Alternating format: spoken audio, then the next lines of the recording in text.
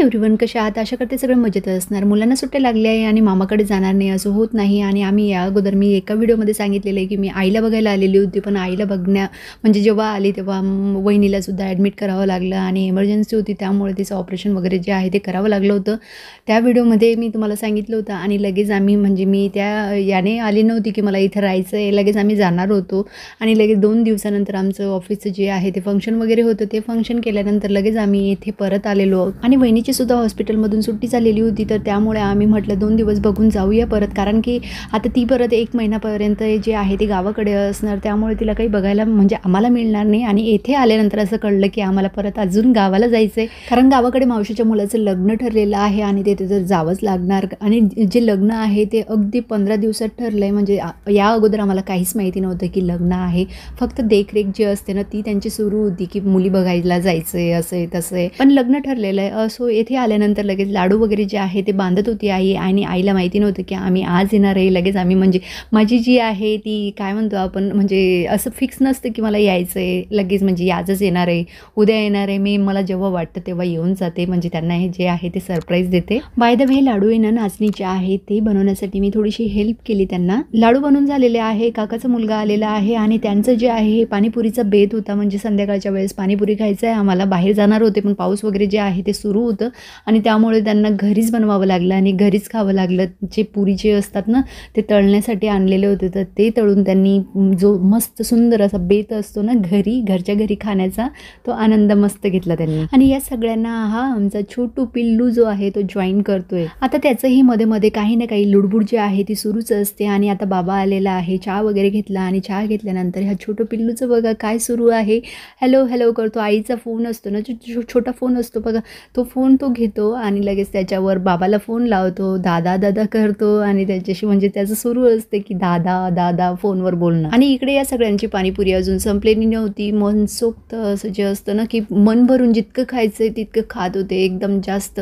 आणि पाणीपुरी कोणाला नाही आवडत, सगळ्यांनाच आवडते एक्सेप्ट मी. माझं असं काही नाही की मी खाणार नाही, मला वाटलं तेव्हा मी खाऊनही घेते. पण कधी कधी असं वाटत नाही की खावं असं, एकदम अशी मनापासून इच्छा जी असते ना ती होत नाही की ती खायलाच पाहिजे आणि ती हवंच आपल्याला.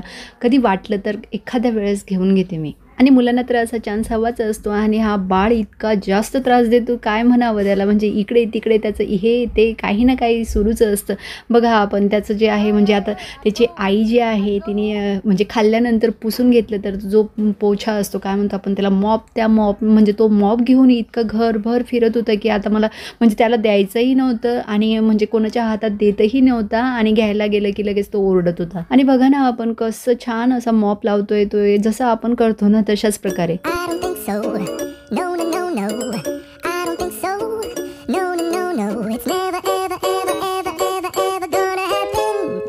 हे झालं दुसरं उद्योग जो आहे त्याचं सुरू झालेलं होतं लगेच. त्याने लिपस्टिक घेतलेली होती आणि लिपस्टिक ती कशी आली त्याच्या हातात कळालं नाही. ती जे असतं ना काय म्हणतो काउंटर, ते काउंटरमध्ये त्यांनी ठेवलेली होती लगेच. ते कबडचं जे काउंटर असतं तिथे ठेवलेली होती, तिथून त्याने लगेच काढली आणि लगेच त्याचं इतकं सुरू होतं की एकदम इतकी पळवापळवी सुरू होती त्याची, अजिबात त्याला द्यायचं नव्हतं. आणि पूर्ण घरामध्ये त्याने सगळीकडे असं जे असतं ना लिपस्टिकचे डॉट लावून ठेवलेलं होतं.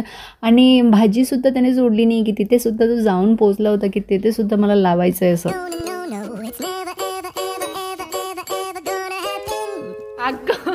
दे कुठे कुठे जातो, दे मला दे नाही का. इथे आल्यानंतर याच्यासोबत वेळ कसा निघून जातो कळत सुद्धा नाही. आणि त्याने अजिबात दिलं नाही. इतकी पळवापळवी केल्यानंतरही तो देतच नव्हता. शेवटी त्याने, माझा भाऊ आला होता, त्याच्याजवळ गेला आणि त्याने त्याच्याकडून घेऊन घेतलं. आणि त्याची पळवापळ बघा किती जास्त सुरू आहे की काय करावं आणि काय नाही. भाऊ जो आहे तो हॉटेलवरून आलेला होता आणि मला बघा कसं रंगवलं आहे त्याने. आणि आता तोच गेलाय झोपायला. जोपर्यंत तो झोपतोय तोपर्यंत जे आहे ती स्वयंपाकाची तयारी अर्धी जी आहे ती केलेली होती बहिणीने. बाकीचं जे थोडंफार करायचं होतं ते आम्ही करत होतो, कारण की ना जवळजवळ त्याला अर्धा तास तरी लागणार झोपायला. आणि तो इतका जास्त एनर्जेटिक असतो ना, त्याला अजिबात झोप वगैरे जी आहे ती येत नाही. झोपला तरी अर्धा तास, एक मॅक्स लिमिट जी असते ना ती असते त्याची. आणि आज आहे खास महाराष्ट्रीयन पाहुणचार, पुरणपोळी, कटाची आमटी आज मीच करत होती. स्वयंपाक नाही झाला, लगेच हा भाऊ उठला आहे आणि लगेच त्याचा डान्स जो आहे तो सुरू झालेला आहे. चिमणा चिमणीचं लगीन, त्याचं फेवरेट जे सॉन्ग असतं ना ते आहे.